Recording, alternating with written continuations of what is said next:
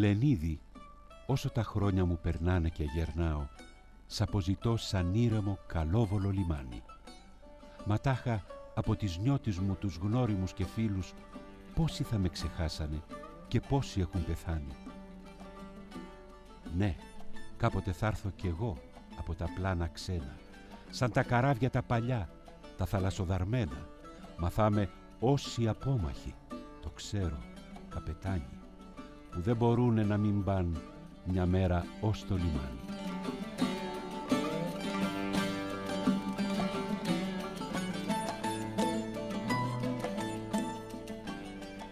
Εδώ στο Λεωνίδιο, που τα κύματα του Μυρτώου Πελάγους και του Αργολικού κόλπου σβήνουν στους πρόποδες του Πάρνονα, μύθοι και θρύλοι περασμένων εποχών ζωντανεύουν για να προσθέσουν ομορφιά, περίσσια στο ήδη πρικισμένο από τη φύση τοπίο.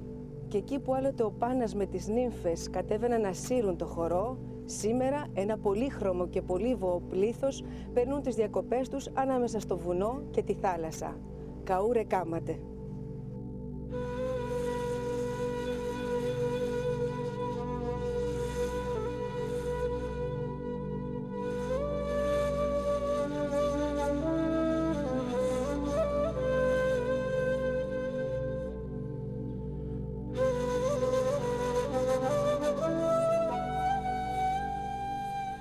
Στο βάθος της έφορης πεδιάδας που διασχίζει ο ποταμός Δαφνώνας, σε ένα ιδηλιακό τοπίο απομονωμένο από την υπόλοιπη Αρκαδία, από βουνά αφιλόξενα και δύσβατα για τους ξένους, κάτω από απόκρημνους και απειλητικούς κόκκινους βράχους, ανακάλυψαν οι τσάκονες την ιδανική τοποθεσία για την ίδρυση του Λεωνιδίου, πρωτεύουσας της Τσακονιάς. Τσακονιά ονομάζεται η περιοχή που σήμερα εκτείνεται από τις ανατολικές υπόρειες του Πάρνονα μέχρι τον Αργολικό κόλπο και περιλαμβάνει 9 μεγάλα χωριά. Το Λεωνίδιο, τον Άγιο Ανδρέα, τον Τυρό, τον Μπραστό, την Καστάνιτσα, τη Σίτενα, τα Μέλανα, τα Σαπουνακέικα, την Πραγματευτή και μικρότερους συνοικισμούς όπως η Σαμπατική, η Βασκίνα, το Λιβάδι, η Παλιόχώρα και άλλα, όπου επιζεί η τσακονική διάλεκτος. Σε επιστολή του 1578 αναφέρεται ότι είχε μεγαλύτερη έκταση και 14 χωριά, ενώ έφτανε νότια τουλάχιστον ως τα Βάτικα και τη Μονεμβασιά και ως την περιοχή του ακροτηρίου Μαλέα. Η δε τσακονική διάλεκτος είχε περάσει τα σύνορα αυτής της επικράτειας, όπως μαρτυρούν τα τσακονικά τοπονύμια στο χωριό Τσιτάλια, καθώς και στην περιοχή της Σπάρτης και της Μονεβασιάς.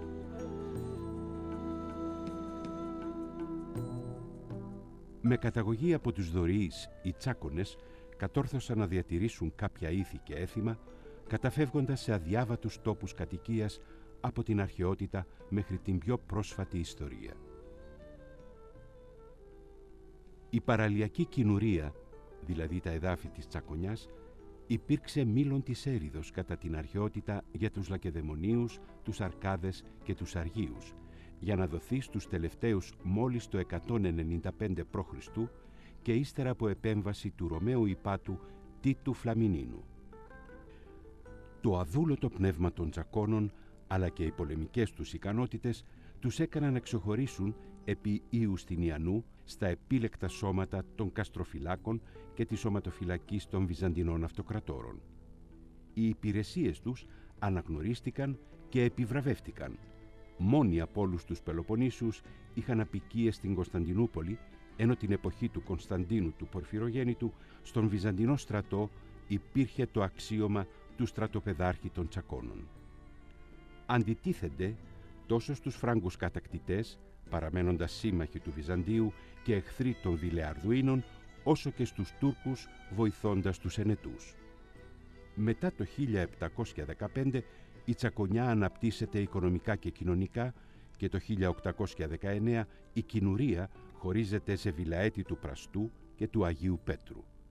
Τότε, σε σημαντικότερη τσακώνικη πόλη, εξελίσσεται ο Πραστός, που με την ενίσχυση των εσόδων από το εμπόριο αναπτύσσεται σε μεγαλούπολη με ενορίες, μονές, πύργους, κάστρα και περίφημο σχολείο. όντας συνιδιοκτήτες πολλών σπετσιώτικων πλοίων, συμβάλλουν και αυτοί με όλες τις οικονομικές και ανθρώπινες δυνάμεις τους στην επανάσταση του γένους. Τα δύο τσακώνικα στρατιωτικά σώματα, με επικεφαλής τις εμβληματικές μορφές τους καπετάν Γεωργάκη Μανολάκη και Παναγιώτη Σαράντη, συμμετέχουν στις πολιορκίες των φρουρίων της Μονεμβασιάς και της Τριπολιτσάς. Μέσα από το στράτευμα του Κολοκοτρώνη, οι τσάκονες ξεχωρίζουν και ο πραστιώτης Μανώλης Δούνιας κατορθώνει να ανέβει το τείχος της πόλης και να ανοίξει το δρόμο και στους υπόλοιπους Πελοποννήσιους, Αργίτες, Σπαρτιάτες, Γορτίνιους, Μεγαλοπολίτες και Μανιάτες.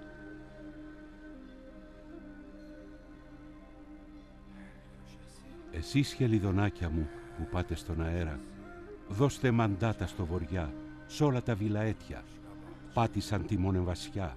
Σε 5-10 μέρες θα έρθουν τα Τσακονόπουλα και ο καπετάν Γεωργάκης. Να δεις πραστιώτικο σπαθί, τσακώνικο ντουφέκι.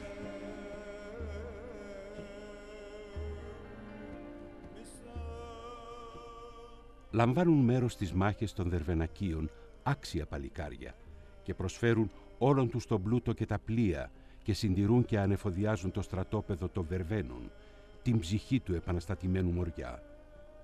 Η λέλαπα της Επανάστασης δεν τους αφήνει αλόβητους.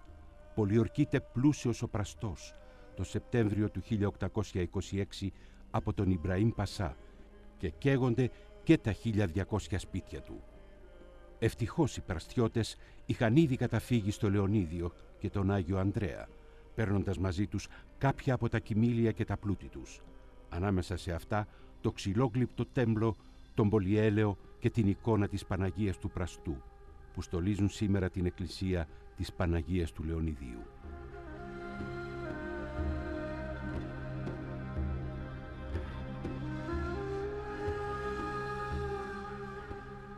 Μια λιγερή καθότανε στον έλατο στη σέλα και αγνάντευε την τσακονιά και του Πραστού το ρέμα. Την πήρε το παράπονο και κάθεται και κλαίει και λέει τραγούδι θλιβερό και παραπονεμένο. Πραστέ μου, πού είναι η πύργη σου και πού είναι η αρχοντιά σου?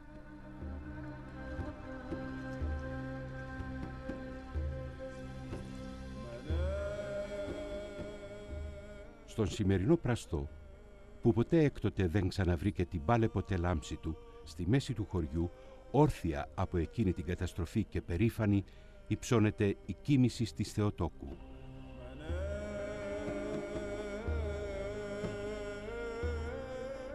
Μια λιγερή καθότανε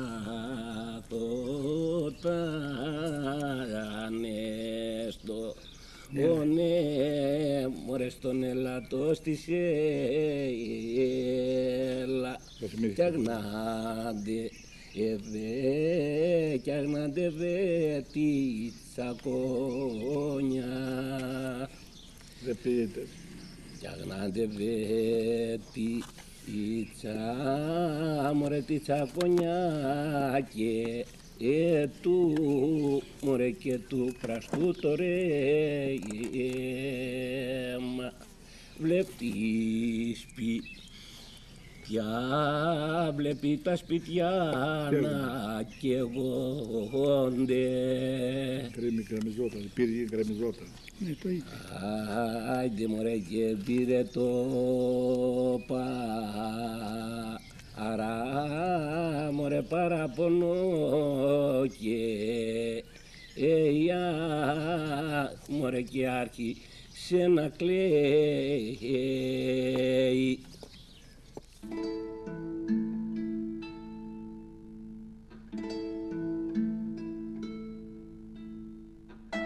Η καταστροφική πορεία του Ιμπραήμ δεν προσπέρασε ούτε το μοναστήρι του ταξιάρχη Μιχαήλ, χτισμένο σε μικρή κοιλάδα στα βόρεια του Παλαιοχωρίου.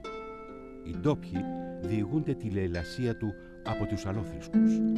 Ο Ιμπραήμ και η στρατιά του, αφού λαιλάτισαν τους θησαυρούς του και σκότωσαν τους μοναχούς, έσπασαν την Αγία Τράπεζα και βεβήλωσαν τα Ευαγγέλια, ενώ ολοκλήρωσαν την ιεροσυλία τους καίγοντας τη Μονή. Μόνο από θαύμα παρέμεινε όρθια η εκκλησία του ταξιάρχη και σήμερα, μετά από εργασίες αναστήλωσης, θυμίζει τις παλιές ένδοξες της εποχές.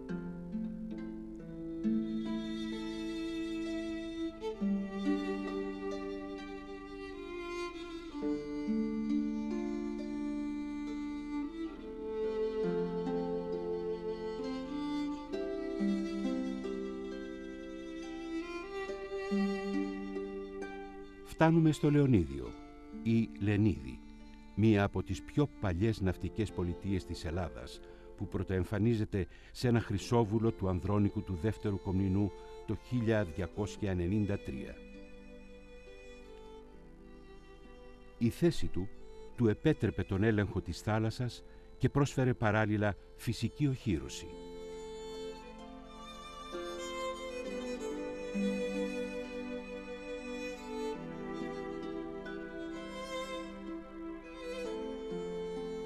Οι τρεις παλιοί μήλοι πάνω στους απόκρημνους βράχους αντικρίζουν στα ανατολικά, μακριά στο βάθος, τη στενή γαλάζια λωρίδα του Αργολικού, που μοιάζει με συνέχεια των βουνών και του ουρανού.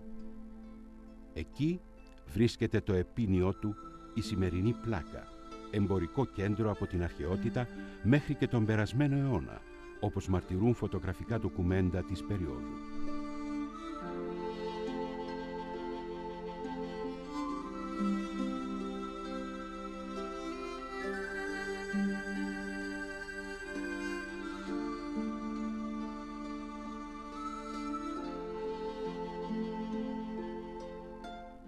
Στην αρχαιότητα, ο κάμπος του Λεωνιδίου ονομαζόταν Διονύσου Κήπος και φημίζονταν για τα αμπέλια του. Ο μύθος θέλει η θάλασσα να ξεβράζει το ξύλινο κυβότιο με την κόρη του Κάδμου Σεμέλη και το γιο της Διόνυσο, καρπό της ένωσής της με τον Δία στις Πρασιές. Η νεκρή μητέρα θάβεται με τιμές, ενώ ο Διόνυσος μεγαλώνει στις σπηλιές. Στα χριστιανικά χρόνια, η παράδοση θέλει τα λείψανα του Αγίου Λεωνίδη, που μαρτύρησε το 251 μετά Χριστόν, να ξεβράζονται στην παραλία της Πλάκας και το χωριό στο βουνό να παίρνει το όνομά του. Οι Τσάκονες αναφέρονται για πρώτη φορά με αυτή την ονομασία τον 10ο αιώνα, στον Κωνσταντίνο τον Πορφυρογέννητο. Πολλές ερμηνείες έχουν δοθεί για την προέλευσή του. Μια πρώτη και ιδιαιτέρως διαδεδομένη ερμηνεία είναι ότι αποτελεί λαϊκή παραφθορά του αρχαίου Λάκωνες.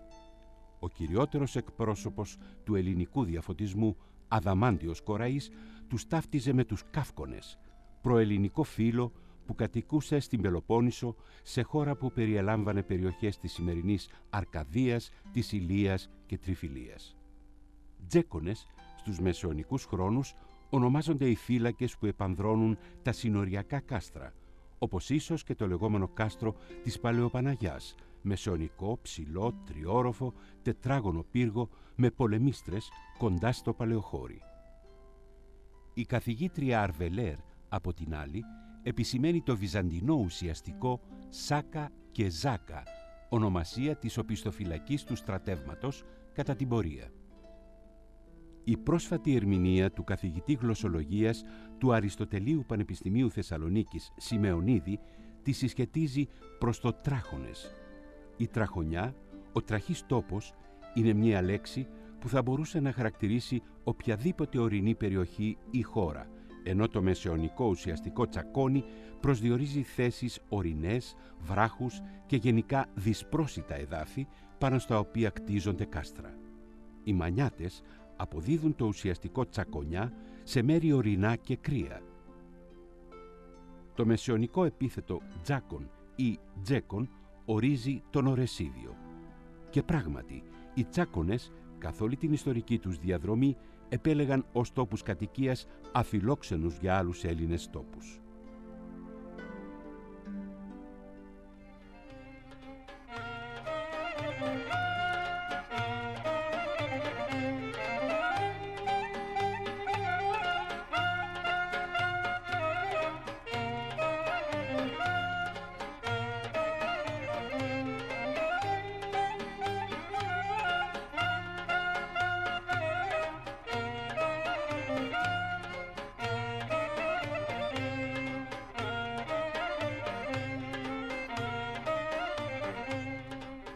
Η βυζαντινή ονομασία δεν αναιρεί το γεγονός ότι στα βασικά στοιχεία του ο τσακώνικος χορός, δηλαδή στην κίνηση και στο πλέξιμο των χεριών των χορευτών του, κλείνει πανάρχαια στοιχεία χαμένα σήμερα από την υπόλοιπη ελληνική παράδοση.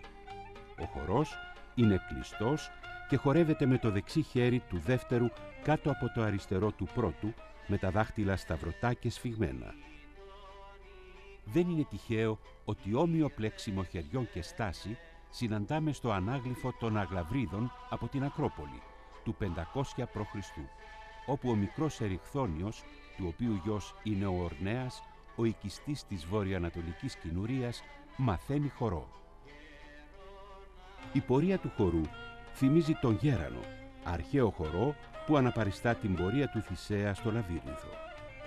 Με την επικράτηση του 12ου, οι κάτοικοι αφιέρωσαν τον ιερό χορό στον Απόλλωνα, τον κυριότερο θεό της αρχαίας Κινουρίας, για να θυμίζει την νικηφόρα πάλι του Απόλλωνα με το φίδι Πίθωνα στους Δελφούς.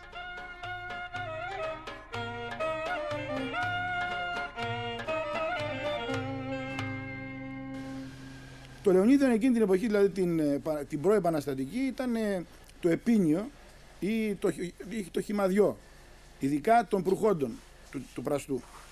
Γι' αυτό υπήρχαν κτίρια στο Λεωνίδιο, προπροεπαναστατικά όπως σας είπα, όλων των προχόντων, και των Βουλελαίων και των Καραμαναίων και του Χατζηπαναγιώτη και πολλών άλλων.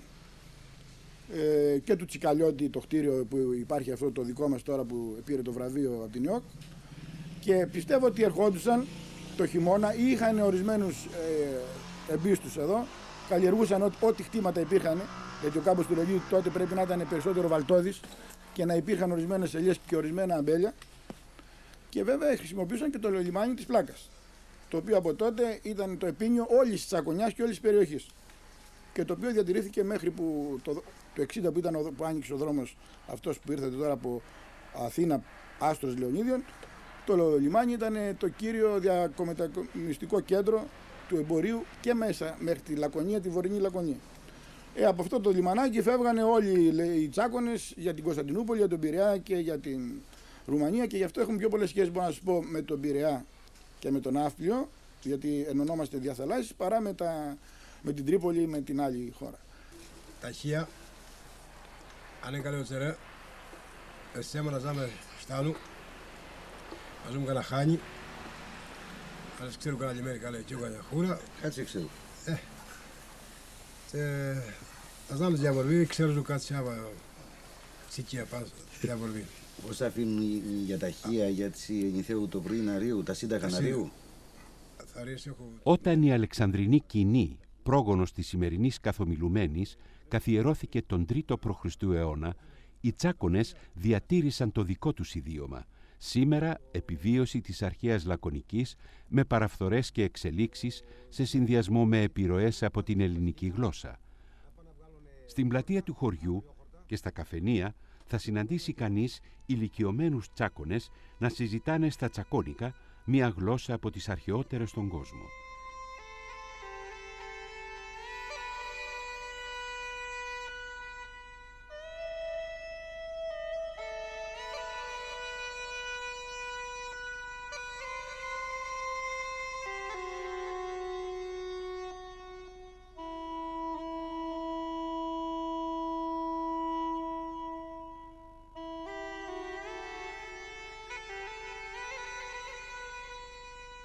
Τα παραδοσιακά σπίτια του Λεωνιδίου θυμίζουν άλλες εποχές, όταν ο σκοπός μιας οικίας δεν περιοριζόταν στη διαμονή της οικογένειας, αλλά και στη διασφάλιση της επιβίωσής της σε ενδεχόμενο ληστρικής εισβολής. Έτσι, εξωτερικά θυμίζουν φρούρια, με ψηλούς πέτρινους μαντρότυχους και ισχυρές αυλόθυρες. Δίπατα ή τρίπατα έχουν τις προσώψεις, τις πόρτες και τα παράθυρα και τις περιτυχισμένες αυλές προς το μέρος της μεσημβρινής πορείας του ήλιου και την πλάτη τους με λίγα ή καθόλου ανοίγματα προς το βοριά.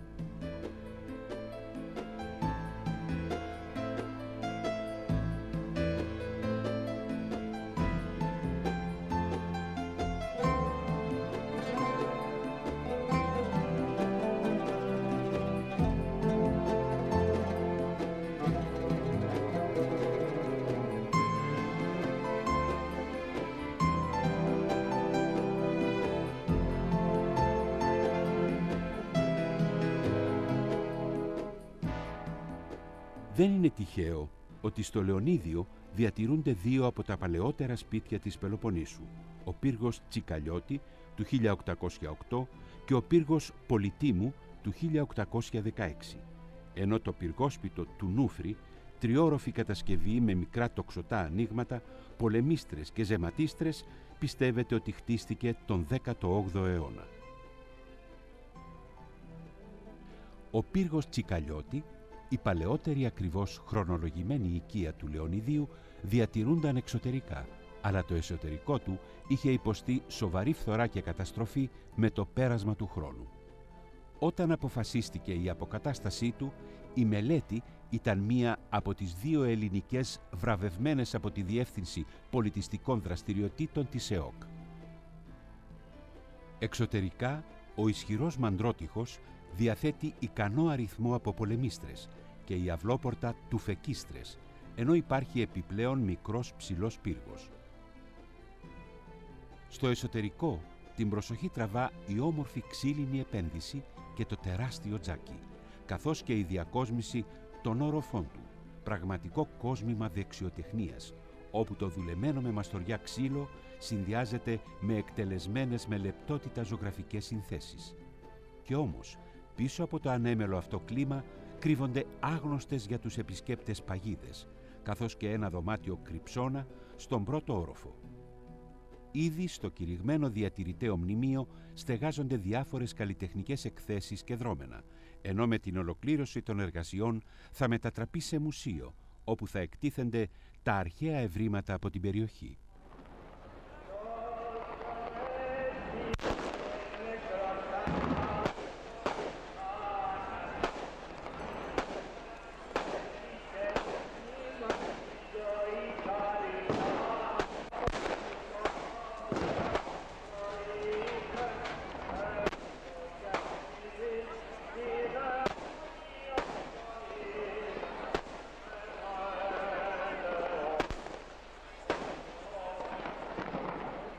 Η μοναδικότητα της Ανάστασης στο Λεωνίδιο προσελκύει κάθε χρόνο εκατοντάδες επισκέπτες.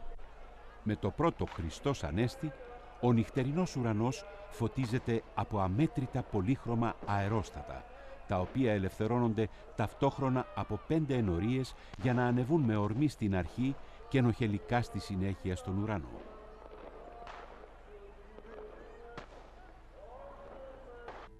Παράλληλα, πυροτεχνήματα, βαρελότα, δυναμητάκια και νανούλια συμπληρώνουν την φαντασμαγορική ατμόσφαιρα. Η τοπική παράδοση θέλει ξαφνικά τη στιγμή της Ανάστασης να επικρατεί σχετική νηνεμία, με ελαφρό δυτικό αεράκι, ώστε τα αερόστατα να μην διασκορπιστούν, αλλά να ανυψωθούν όλα μαζί σε μια αρμονική συμφωνία. Οι γνώμες των ντόπιων διείστανται, αλλά το έθιμο των αερόστατων φαίνεται να έχει τις ρίζες του σε αντίστοιχα έθιμα της Άπο Ανατολής, τα οποία εντυπωσίασαν τους τσάκονες ναυτικούς. Εισήχθη στα τέλη του 19ου αιώνα και με τα χρόνια καθιερώθηκε και συνδυάστηκε με τον εορτασμό της Ανάστασης. Τα αερόστατα ήταν το καλύτερο. Δεν υπάρχει πουθενά αυτό το έθιμο των αεροστάτων. Αυτά το έθιμο το είχε φέρει ο αείμνηστος Παπαδημήτρης Κουτσογιάννης, που κατήγεται από την Περσοβά της Τρυπόλεως. Τότε οι ενορίες φτιάχνανε 5-10 την εποχή εκείνη. Τώρα φτιάχνουν από 100, 120 και γεμίζει όλος ο ουρανός από αερόστατα. Με αυτό το έθιμο συγκεντρώνει το Λεωνίδιο και πολύ κόσμο. Έρχονται από όλα τα μέρη της Αθήνας, του Πειραιώς, των Αθηνών και Άργος, Τρυπόλεως, από όλα τα μέρη έρχονται να γιορτάσουν Πάσχα στο Λεωνίδι. Η πολύχρωμη και φωτεινή στρατιά των αερόστατων μεταφέρει το χαρμόσυνο μήνυμα της Ανάστασης και σηματοδοτεί το τέλος του θρήνου της εβδομάδας των παθών.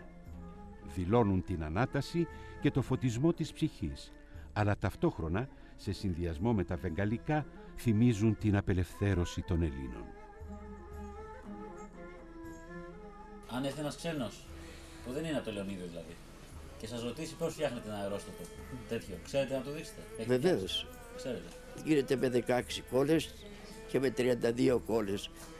σκολάμε, φτιάχνουμε το κουμπέ και φτιάχνουμε με καλάμι ένα στόμιο, το ράβουμε και στη μέση βάζουμε ένα σύρμα και μέσω του σύρματος δένουμε την κοκκιμάρα, την οποία την βρέχουμε με λάδι και με πετρέλαιο και βάζουμε και αφάνες για να προκαλέσουν καπνό, να φουσκώσει το αρρώστατο και όταν πρόκειται να σηκωθεί να φύγει του κάνουμε μια στροφή όπως ο οδηγός του αυτοκινήτου γυρίζει το τιμόνι, έτσι γυρίζουμε το αρρώστατο, έχει αυτή την τέχνη για να υψωθεί να πάει ψηλά. Πολλοί παίρνουν αρρώστατα από εδώ, από τον Ονίδιο, τα ρίξουν στα δικά τους μέρη, στον Άφγιο, στο Άργος, στην Τρίπολη, αλλά δεν ξέρουν την τέχνη πώς να σηκωθεί και δεν μπορούν να τα πετύχουν. Μου ζητάνε πολύ και από τον Άφγιο και τους ρώτησα, τα σηκωθήκατε τα αρρώστατα? Όχι, δυστυχώς δεν ξέραν το κόλπο πώς πρέπει να υψωθεί το αρρώστατο. Σχεδόν από τους πρώτους χαιρετισμούς ετοιμαζόμαστε κάθε ενορία να φτιάξουμε τα περισσότερα αερόστατα. Και λίγο πολύ κάθε ενορία είχε τα παιδιά και τα φτιάχναμε είτε απάνω στους γυναικονίτες είτε σε κάποια αποθήκη και κάναμε και δοκιμές. Δηλαδή κάθε ενορία έφτιαχνε κάποιο αερόστατο, το δοκίμαζε, το άφηνε ακόμα πριν ήταν την ανάσταση, σας λέω τους χαιρετισμούς. Και βέβαια υπήρχε το έθιμο να το κυνηγάμε το αερόστατο, το παρακολουθούσαμε δηλαδή την πορεία του και συχνά υπήρχαν και σειράξεις μεταξύ των ενωριών. Ποιος θα πάρει το αερόστατο που έπεσε πρώτο, ούτως ώστε να το ξαναρίξουν. Κάθε χρόνο λέω, από 42 χρόνια που είμαι ιερεύς, το λέω το Ευαγγέλιο της Αγάπης στη Ζακώνικη διάλεκτο, στο Λεωνίδιο που γίνεται κοινή η αγάπη με όλους τους ιερείς. Και το Ζακώνικο το Ευαγγέλιο αρχίζει ως εξής. Έτσι αργά τα αναμέρα έταγε τα νία του Σάμπα και η πόρη ίδια η αμπαρουτή εκάνε οξυστέ και στάτε τα μισά και σε πέτσε η ζήνησε μου αφού με απολύσε μη ο αφέγγιμη και ζου εκάνωσε μου. Κάποια στιγμή είχατε μια περιπέτεια. Ναι, βέβαια. Κάποιοι σας πήγαν στο δικαστήριο, αλλά τελικά αθωθήκατε και όλο το Λεωνίδιο σας συμπαραστάθηκε. Ναι, όλο το Λεωνίδιο σύσσημο, διότι είπαν είναι έθιμο και το έθιμο είναι νόμος. Και αθώθηκα πανψηφί. Πάσχα ιερώνυμην σήμερον αναδέδεικτε, Πάσχα καινών Άγιον, Πάσχα μυστικών, Πάσχα πανσεβάσμιον, Πάσχα Χριστός ο λυτρωτής, Πάσχα μωμόν, Πάσχα μέγα, Πάσχα των πιστών, Πάσχα το πύλας ημίν του παραδείσου ανοίξαν, Πάσχα πάντας αγιάζων πιστούς. Να πέμψει τον παράκλητον το κόσμο, οι ουρανοί τίμασαν τον θρόνον αυτού, νεφέλε την επίβασιν αυτού. Άγγελοι θαυμάζουσιν, άνθρωπον ορώντες υπεράνω αυτόν. Ο πατήρ εκδέχεται ον εν κόλπης έχει συναηδίον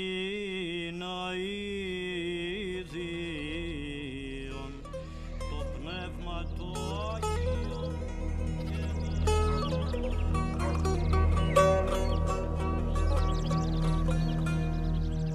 Βράχος πάνω σε βράχο και λόφος πάνω σε λόφο σχηματίζουν παντού βουνά πελώρια. Ο δρόμος μοιάζει να ανεβαίνει τα βουνά σαν φίδι, με απανωτές στροφές που με κόπο οδηγούν στην κορυφή, όπου η άγρια βλάστηση δηλώνει ότι ο τόπος δεν έχει εξημερωθεί από ανθρώπινο χέρι, αλλά ακολουθεί τους δικούς του κανόνες. Η Παναγία πήρε το όνομά της από την Ελώνη, σπηλιά στα βόρεια της κοιλάδας του Λεωνιδίου, όπου η παράδοση θέλει αρχικά να βρισκόταν η εικόνα, προτού χαθεί μυστηριωδώς για να αποφύγει την αρπαγή από τους πειρατές. Η παράδοση τοποθετεί την έβρεση της εικόνας το πρώτο 15ήμερο του Αυγούστου, γύρω στο 1500, από τσομπάνους που η ιστορία διατήρησε τα ονόματά τους, στους οποίους αποκαλύφθηκε η εικόνα μέσα στο βράχο. Μαζί, κλήρος και λαός ανέβηκαν στο βράχο και είδαν την εικόνα να κρέμεται ψηλά από ξύλινο πάσαλο, ο οποίος διατηρείται ως τις ημέρες μας. Μετά από παρακλήσεις και προσευχές στην Παναγία, η εικόνα την αυγή θαυματουργά κατεβαίνει στη σπηλιά, όπου βρίσκεται η σημερινή εκκλησία. Σε αυτή τη σπηλιά ασκήτευσαν η Καλίνικος και Δοσίθεος, οι κατοπινοί ιδρυτές της Μονής.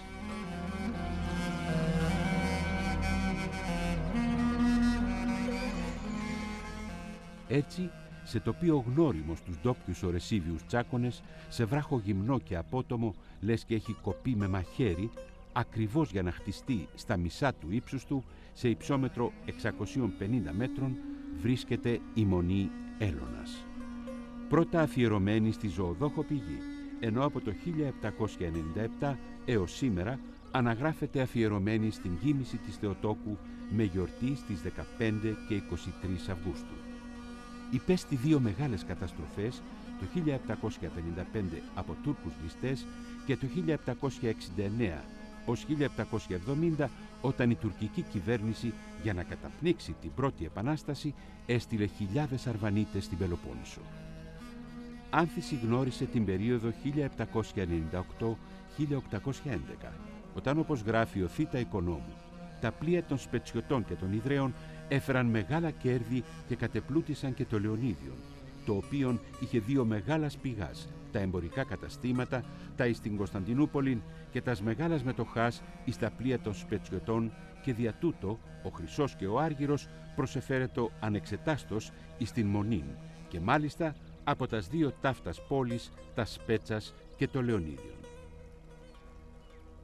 Η Μονή στον αγώνα του 1821 συνεισέφερε σε χρήμα και σε αίμα, προσέφερε 1500 αγρόσια στην Επανάσταση και ο ηγούμενος της, Κύρος Νεόφυτος,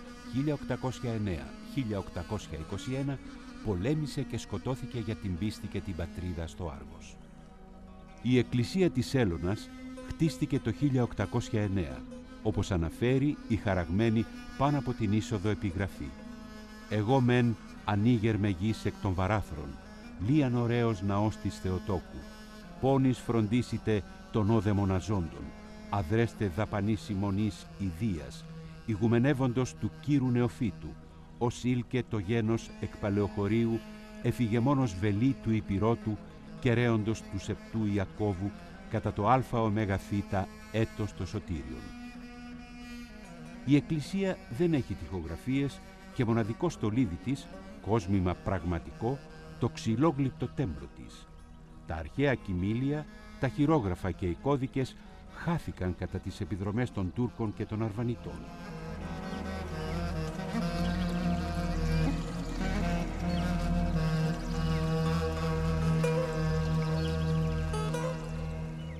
«Μα τον Άγιε Νικό Ατασίντζα», ορκίζονται οι Λεωνιδιώτες. Το παλιό μοναστήρι βρίσκεται 5 χιλιόμετρα βορειοδυτικά του Λεωνιδίου, σε υψόμετρο 500 μέτρων, φωλιασμένο στην κοιλότητα μιας σπηλιάς, σε απότομο κόκκινο βράχο, προσφέρει εξαιρετική θέα προς το Λεωνίδιο και τα νησιά του Αργολικού. Το τσακώνικο όνομα Σύντζα φαίνεται ότι το έλαβε η τοποθεσία από παλιά μεγάλη σικιά που υπήρχε στη σπηλιά.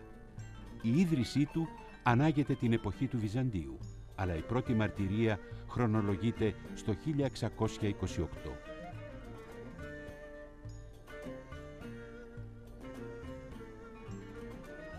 Η αγιογράφηση του Σταυρεπίστευου Καθολικού έγινε το 1767 από τους λαϊκούς αγιογράφους Κουλικάδες. Στη βιβλιοθήκη της Μονής φυλάσσεται ένα κομμάτι από σπονδυλική στήλη φιδιού. Ο μύθος λέει ότι είναι του φιδιού που σκότωσαν με τρομπόνια Σπετσιώτες και Ιδραίοι ναυτικοί όταν ο φόβος του έδιωχνε τους προσκυνητές.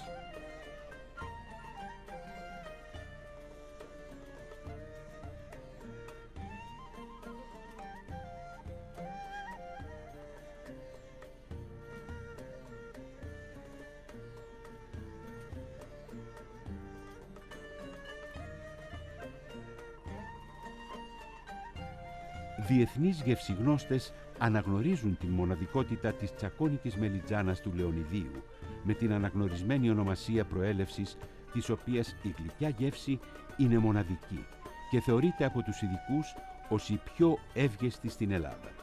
Κι όμως η ποικιλία της είναι εισηγμένη. Η καλλιέργειά της έφτασε κάπου μεταξύ του 10ου και του 13ου αιώνα από την Ασία, αλλά ευδοκίμησε μόνο στα εδάφη του Λεωνιδίου, τα γνωστά από την αρχαιότητα για την εφορία τους. Στο πέρασμα των αιώνων, οι μέθοδοι καλλιέργειας άλλαξαν, εξελίχθηκαν. Η γεύση της τσακώνικης μελιτζάνας έμεινε ίδια να συνδέει το παρελθόν με το παρόν και να υπενθυμίζει την μοναδικότητα αυτού του τόπου. Το σήμα κατά τεθέν του Λεωνιδίου τιμάται με τη γιορτή της μελιτζάνας, που γίνεται την τελευταία Κυριακή του Αυγούστου με πολυάριθμες συμμετοχές ντόπιων αλλά και σεφ διεθνούς αναγνώρισης από την υπόλοιπη Ελλάδα και το εξωτερικό. Φτιάχνονται τουλάχιστον 40 διαφορετικά εδέσματα, συμπεριλαμβανομένων παραδοσιακών αλλά και πιο μοντέρνων συνταγών. Οι εκδηλώσεις περιλαμβάνουν χορούς από τοπικά χορευτικά συγκροτήματα καθώς και τον διαγωνισμό της μελιτζάνας, με την βράβευση του καλύτερου πιάτου από ειδικούς γαστρονόμους.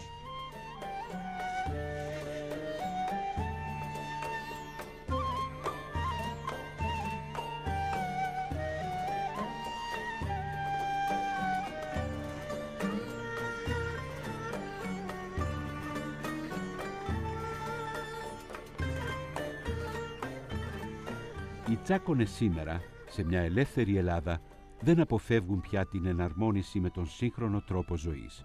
Έτσι και το σύγχρονο Λεωνίδιο, εκπρόσωπος ολόκληρης της τσακονιάς, πατά με το ένα πόδι στο σήμερα και με το άλλο στην ξεχωριστή παράδοση του παρελθόντος. Αυτός ο διτός ρόλος εκφράζεται από τον διπλό τίτλο του ως διοικητικής πρωτεύουσας της Κινουρίας και παράλληλα πρωτεύουσας της Τσακονιάς, μιας περιοχής με γλώσσα και έθιμα ριζωμένα στα βάθη των αιώνων. Το να διατηρείται η ισορροπία ανάμεσα στα σκέλη αυτής της ζυγαριάς δεν είναι εύκολο, όμως ποτέ οι τσάκονες δεν ήταν λαός που οπισθοχωρούσε μπροστά σε δυσκολίες.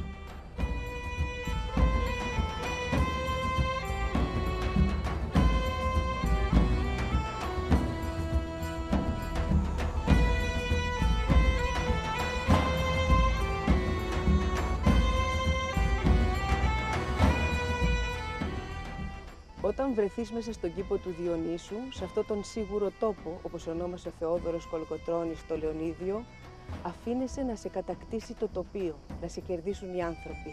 Οι άνθρωποι που και σήμερα ακόμη, στη λέλαπα της αξιοποιήσεως και του εξυγχρονισμού, κρατούν την παράδοση ως θεμέλιο λίθο της συνειδήσεώς τους ή, αν θέλετε, ως φυλάκιο, ως τζακονία στην επέλαση των σημερινών βαρβάρων.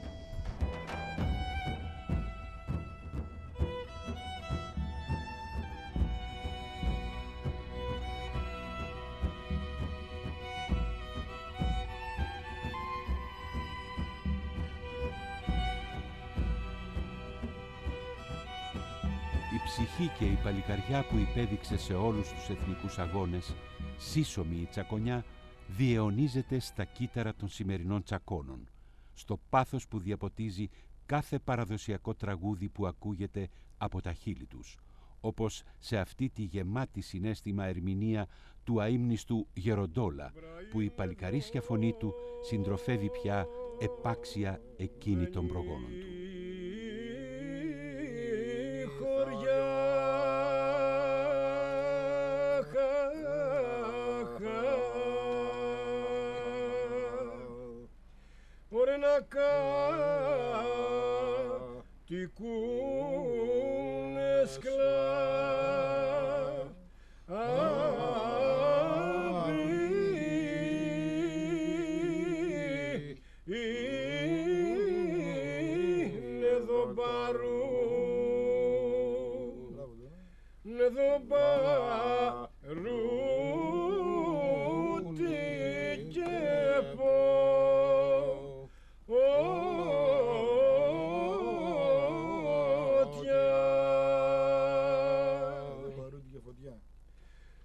Εδώ το λέει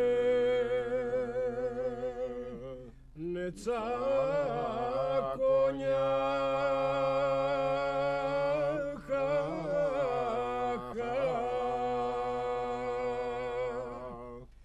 Ωρεν εδώ ναι το λένε ήδη